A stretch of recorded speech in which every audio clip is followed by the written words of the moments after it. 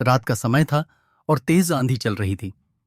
राज और उसकी दोस्त प्रियंका एक पुरानी सुनसान हवेली के पास पहुंच गए थे। उन्होंने सुना था कि इस हवेली में भूत रहते हैं, लेकिन उनकी दिलेरी उन्हें वहां तक खींच लाई। उन्होंने धीरे धीरे हवेली का दरवाजा खोला। अंदर सब कुछ धूल और जालों से भरा था। एक हल्की सी आवाज गूंज रही थी, जैसे कोई बुदबुदा रहा हो। वे दोनों डरते हुए अंदर बढ़े।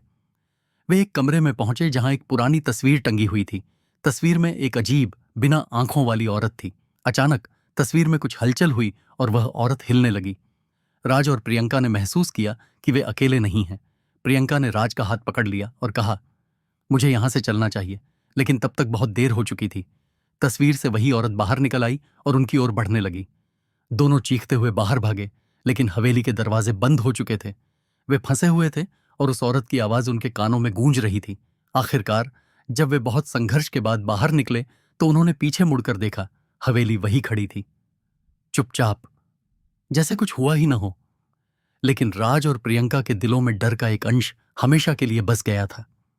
हवेली में जो कुछ हुआ वह उनकी जिंदगी का हिस्सा बन गया और उन्होंने कभी भी उस जगह की ओर लौटने की हिम्मत नहीं की। अगर कहानी अच्छी लगी तो लाइक या सब्सक्राइब करें।